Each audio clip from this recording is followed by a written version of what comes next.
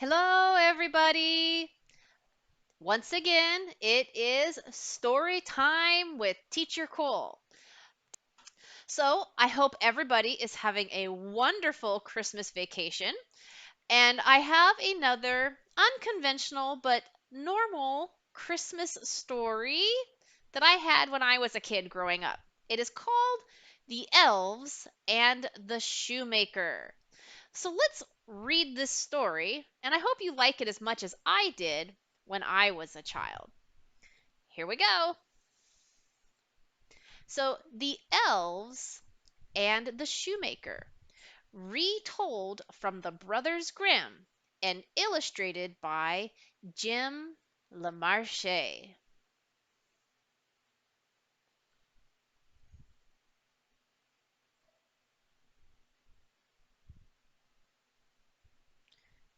The Elves and the Shoemaker. A wonderful Brothers Grimm story.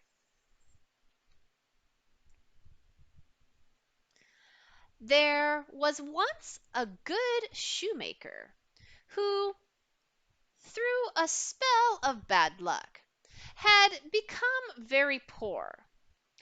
Finally, he had just enough leather to make one last pair of shoes.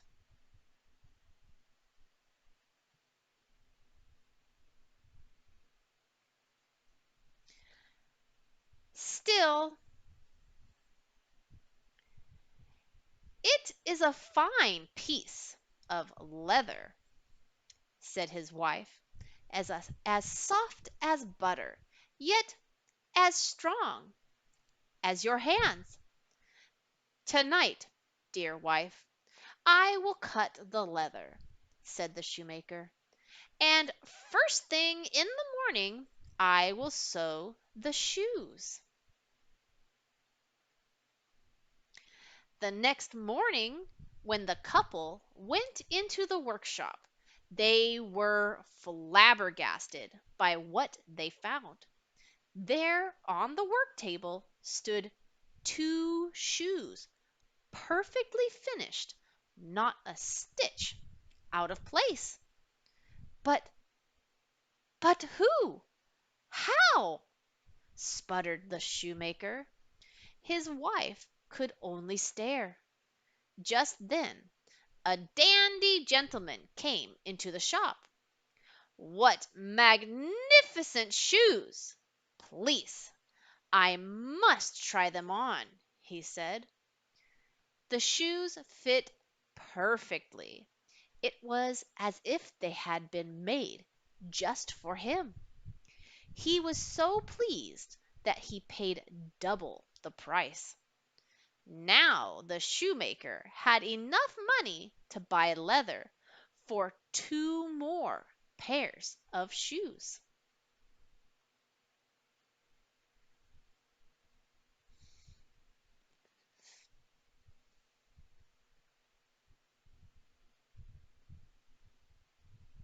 Oh, do you spy someone in the window? Take a closer look.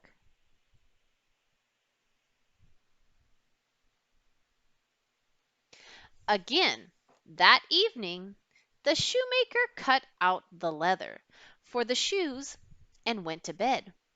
And once again, in the morning, there were the shoes, finished.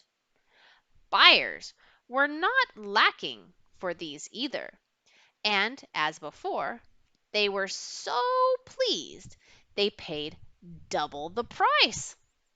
Now the shoemaker had enough money to buy leather for four more pairs of shoes. The next morning, just as before, there were the shoes already made. Oh, look at the line. On it went. Whenever the shoemaker cut out, whatever the shoemaker cut out in the evening was finished by morning.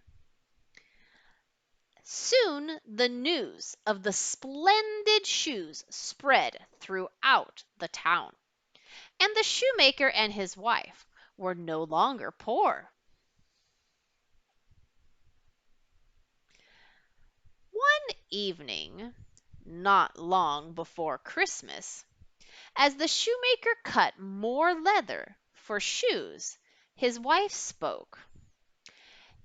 "Dear husband, who has made us so rich? What if we were to stay up tonight and see who comes to our shop?" The shoemaker agreed. So that night they lit a small lamp in the hall, hid behind their coats, and waited. As the clock struck midnight, they heard the creak of a window and the scuttle of small feet.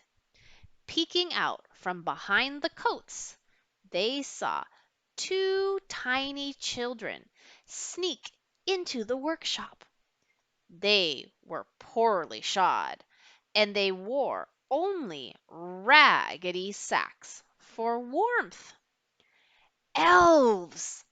the shoemaker's wife whispered.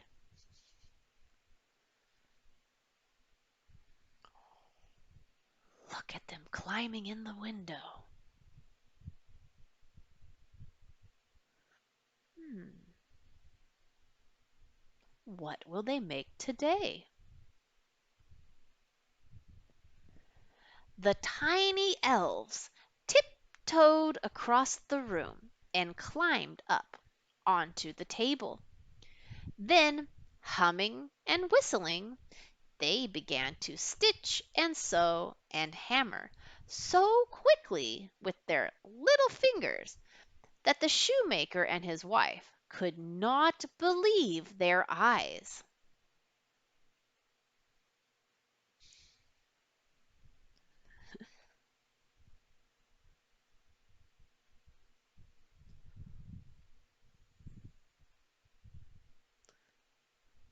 The elves did not stop until all the shoes were finished and stood lined up on the table.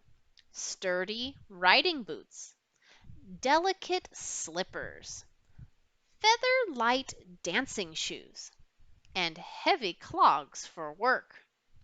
Then the elves tiptoed out of the workshop, up the stairs, and out the window. Shh!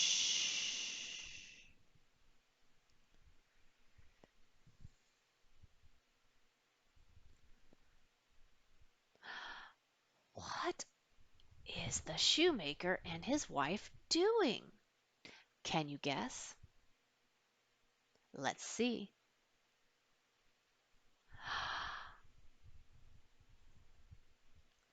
The next morning, the wife said, "The little elves have made us rich. We must give them something in return. They run around with so little on they must be freezing. I will make a warm dress, coat, and pants, and knit them each a pair of stockings. And I shall be happy to make them each a pair of fine shoes," said the shoemaker. They went right to work, and that evening they laid the presents on the work table. Then, like before, they hid behind the coats and waited. At midnight, the elves quietly slipped into the shop, ready for another night's work. But instead of pieces of leather, they found the beautiful presents. At first, they were too astonished to move. Then they hugged their new warm clothes and quickly put them on.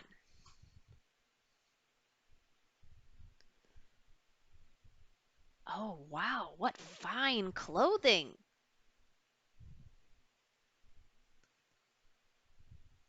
And treats, too.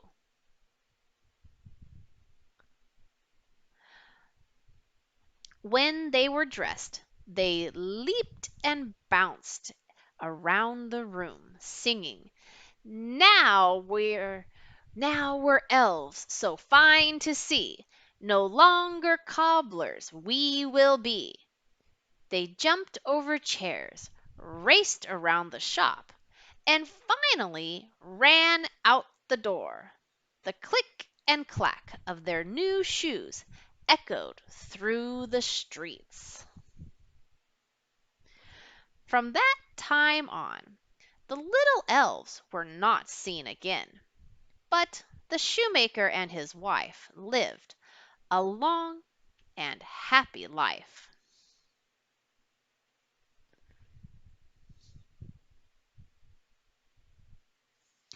And this is the end of our story today. I hope you enjoyed the story very much. The Elves and the Shoemaker. I love this story.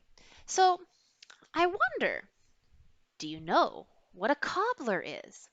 Why did the elves say, No longer a cobbler I shall be?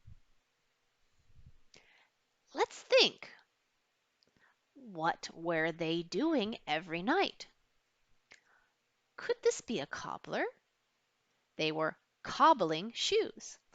Shoemaker and cobbler are the same word with the same meaning. A cobbler is a shoemaker. But why is this a Christmas story? Can you guess? Talk with your parents. What is the meaning of Christmas? What is the spirit of Christmas?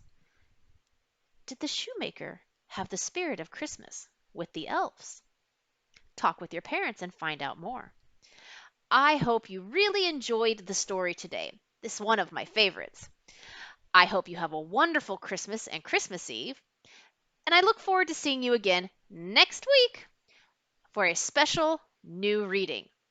Have a wonderful holiday, and I will see you very soon. Goodbye.